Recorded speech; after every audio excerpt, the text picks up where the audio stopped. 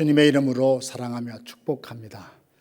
이번 한 주간은 고난주간으로서 예수님의 고난과 십자가를 깊이 묵상하여서 우리를 향한 하나님의 사랑이 어떠함을 새롭게 깨달아 알고 우리의 신앙을 다시 한번 점검해 보는 귀한 기회가 되기를 소망합니다. 이 시간 다 함께 사도신경으로 우리의 신앙을 고백함으로 고난주간 첫째 날 아침 예배를 하나님 앞에 드리겠습니다.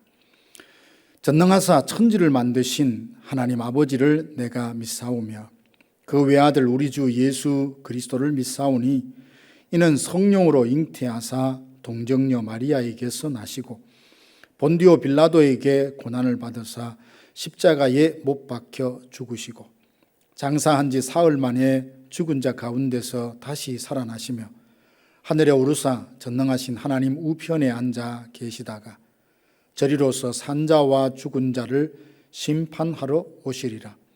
성령을 믿사오며 거룩한 공예와 성도가 서로 교통하는 것과 죄를 사하여 주시는 것과 몸이 다시 사는 것과 영원히 사는 것을 믿사옵나이다.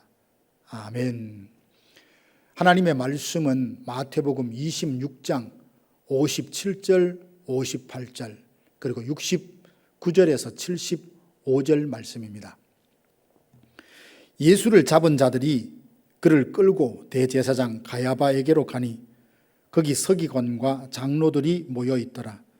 베드로가 멀찍이 예수를 따라 대제사장의 집 뜰에까지 가서 그 결말을 보려고 안에 들어가 하인들과 함께 앉아 있더라.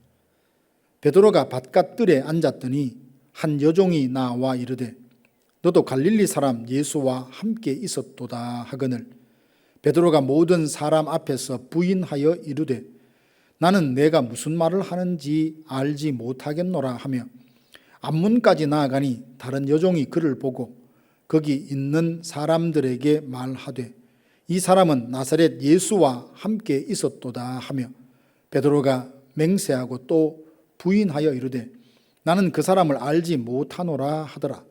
조금 후에 곁에 섰던 사람들이 나와 베드로에게 이르되 너도 진실로 그 도당이라 내 말소리가 너를 표명한다 하거늘 그가 저주하며 맹세하여 이르되 나는 그 사람을 알지 못하노라 하니 곧 닭이 울더라.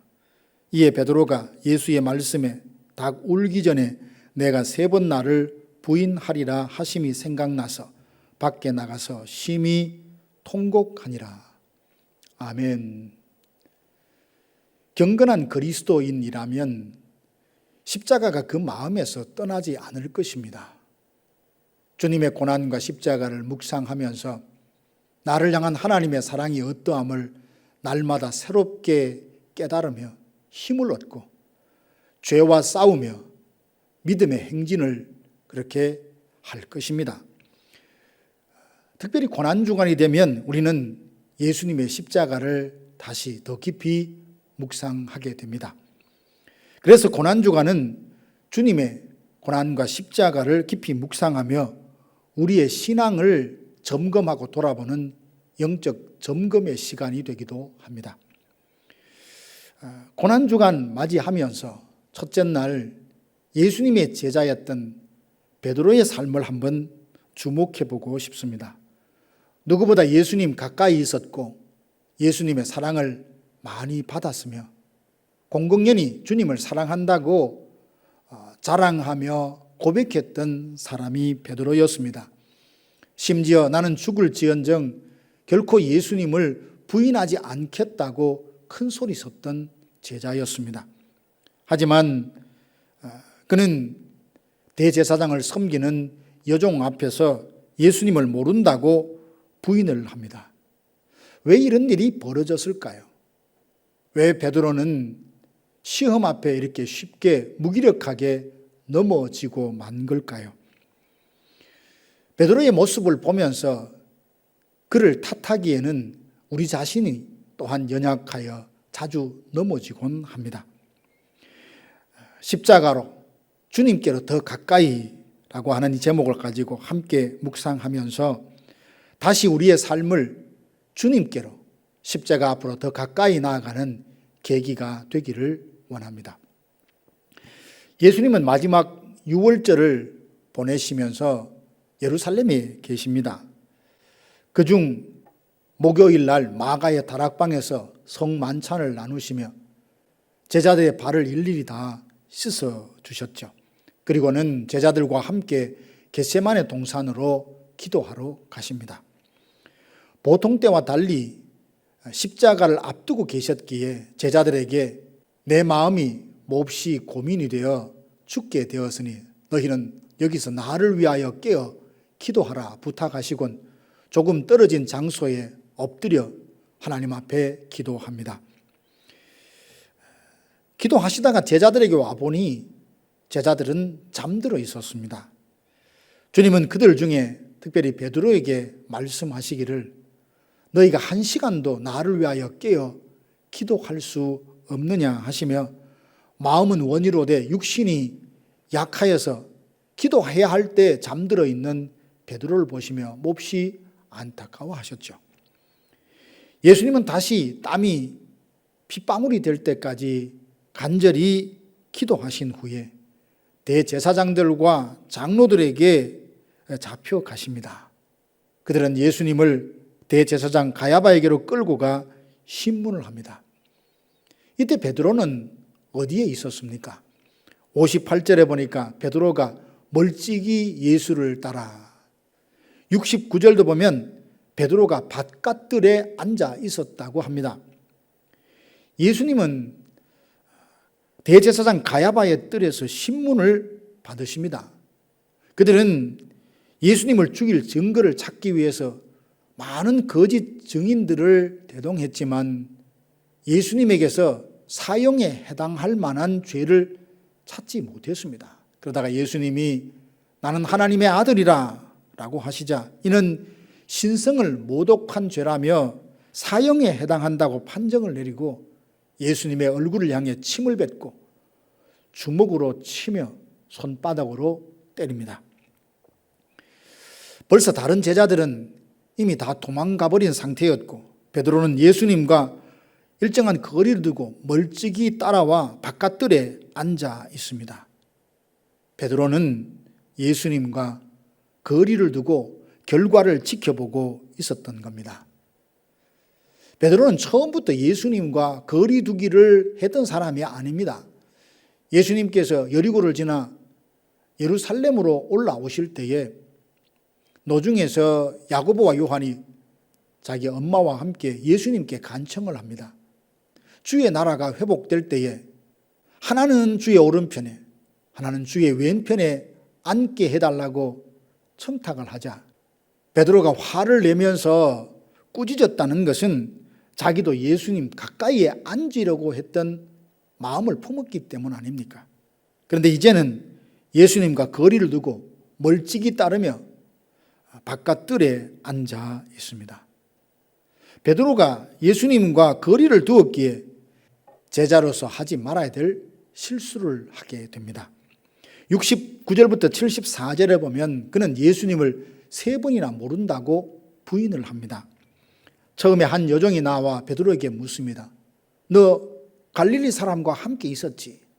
그러자 베드로는 손사래를 치면서 나는 내가 무슨 말을 하는지 도무지 모르겠다고 극구 부인합니다. 잠시 후 다른 여종이 베드로를 보고 말합니다. 이 사람은 나사렛 예수와 함께 있었던 사람이라고. 그러자 베드로는 이제 아주 맹세까지 하며 예수님을 모른다고 부인을 합니다. 조금 후에 곁에 섰던 사람들까지 베드로에게 말합니다. 너도 그 도당이 아니냐? 베드로는 여기서 한술 더 떠서 예수님을 저주하며 맹세까지 하며 나는 예수를 모른다고 부인을 하죠. 인간적으로 보면 위협을 느끼는 상황 속에서 예수님을 모른다고 부인한 행동이 이해할 만도 하지만 그럼에도 베드로가 예수님을 모른다고 부인한 것은 참으로 부끄러운 모습이 아닐 수 없습니다. 그러면 왜 베드로는 예수님을 저주까지 하며 맹세하며 모른다고 부인을 했을까요? 우선은 그가 두려움과 자기 보호, 본능 때문이었다고 할 수 있습니다. 베드로는 겟세마네 동산까지 예수님을 따라왔습니다. 대제사장의 집까지도 함께 따라왔지만 정작 그 안으로는 들어가지 못하고 멀찍이 앉아 있었습니다. 멀찍이 거리를 두고 있는 그의 모습은 다른 제자들처럼 도망가지는 않았지만 주님으로부터 마음이 한참 멀어져 있음을 잘 보여줍니다. 예수님을 시인했다가는 나도 큰 봉변을 당할 수 있다는 생각이 들자 크게 두려웠습니다. 두려움이 마음에 들자 나는 예수를 모른다고 주님을 부인했습니다.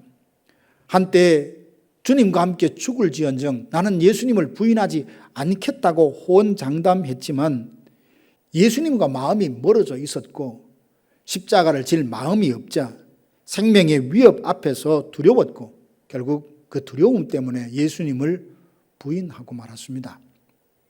베드로가 예수님을 부인하게 되었던 또 다른 이유가 있습니다. 그것은 장차 다가올 환난을 준비하라는 예수님의 말씀을 무시했기 때문입니다. 예수님의 그 고난받으심을 말씀하시자 예수님을 붙들고 간청을 하기를 그런 일이 결코 일어나지 않도록 하겠다고 했다가 하나님의 일을 생각하지 아니하고 사람의 일만 생각한다고 예수님께 꾸중을 들었습니다. 뿐만 아니라 예수님을 부인하는 그날 예수님께로부터 오늘 밤 닭 울기 전에 네가 나를 3번 부인할 것이라는 예수님의 말씀을 드렸습니다. 예수님이 이 말씀을 하신 것은 장차 환난이 올 때에 미리 대비하도록 말씀해 주신 거죠. 주님은 이전에도 반복하여 깨어 근신하여 기도해라 라고 거듭 말씀하시며 어떤 시험과 환난에도 넘어지지 않도록 대비하라고 말씀해 주셨습니다. 그러나 베드로는 예수님의 말씀을 귓등으로 들었습니다. 주님이 경고하시는 말씀을 듣고 다가올 환난을 대비하지 않았습니다. 예수님께서 겟세마네 동산에서 기도하라 부탁하셨을 때에도 그는 잠들었습니다. 이렇게 베드로는 다가올 환난을 대비하지 않았고 깨어 기도해야 할 때에 잠들었으니 영적으로 무기력한 상태에 빠질 수밖에 없었고 시험과 환난이 오자 두려워하며 예수님을 부인하게 되었습니다. 이 모든 것이 결국 예수님과 마음이 멀어져 있었고 그 마음에 십자가를 질 생각이 없었기 때문입니다. 하나님의 말씀을 듣고도 다가올 환난에 대비하지 못해서 결국 예수님을 모른다고 부인하고 말았습니다.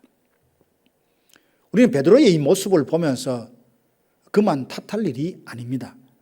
예수님과 거리를 두고 사는 사람이 어디 베드로 한 사람뿐이겠습니까? 우리는 어떻습니까? 예수님과 십자가와 얼마나 가까이 있습니까? 내 등에는 주님께서 맡겨주신 십자가가 지워져 있습니까? 아니면 십자가를 내팽개치고 나 좋을 대로 살아가고 있는 것은 혹 아닙니까? 신앙이 위협받을 때, 사람들 앞에서 믿음을 드러내기 곤란할 때, 믿음대로 살면 불이익 당할 것이 확실시될 때 믿음을 감추며 어쩌면 모르는 척 외면하거나 예수님을 모른다고 부인한 적은 없으십니까? 두려움과 염려 때문에 당장 눈앞에 해결해야 될 시급한 문제로 인해서 예수님과 내가 져야 할 십자가와 거리두기를 하고 살고 있지는 않습니까? 베드로는 예수님을 모른다고 3번 부인하자 닭 울음소리가 났고 그 소리를 듣고 주님과 시선이 마주쳤고 예수님의 말씀이 다시 생각났습니다. 베드로는 밖으로 나가 주님의 말씀을 생각하며 심히 통곡하며 회개합니다. 닭울음 소리는 베드로가 간과했던 주님의 말씀을 다시 떠올려 주었습니다. 자기가 있어야 할 곳이 어디인지 알게 해 주었고 그동안 잊고 있었던 주님의 말씀을 떠올리며 그동안 간과했던 자기가 져야 될 십자가가 무엇인지 다시 기억나게 해 주었습니다. 사랑하는 성도 여러분, 혹 십자가와 예수님과 거리 두기를 하고 있지는 않습니까? 예수님께서 나를 따라오려거든 자기를 부인하고 자기 십자가를 지고 나를 쫓으라 하셨습니다. 그럼에도 십자가는 신앙의 관념일 뿐 내 삶과는 무관한 것으로 그렇게 여겨오지 않았습니까?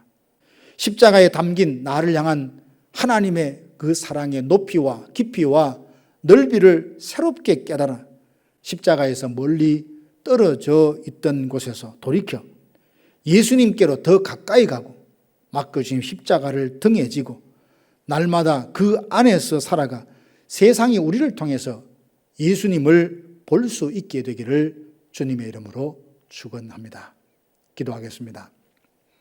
하나님, 오늘 베드로의 이야기 속에서 우리의 연약함을 봅니다.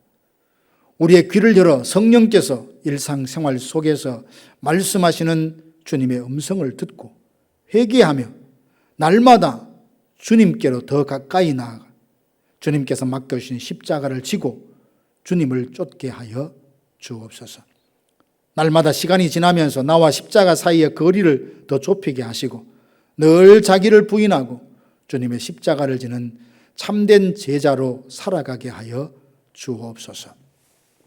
이제는 우리 구주 예수 그리스도의 은혜와 하나님 아버지의 무한하신 사랑하심과 성령님의 감동, 감화, 위로 충만케 하심이 주님의 음성을 듣고 그 말씀대로 살아가고자 애쓰는 성도들과 가정과 직장과 섬기는 교회 위에 이제로부터 영원토록 함께 있을지어다. 아멘.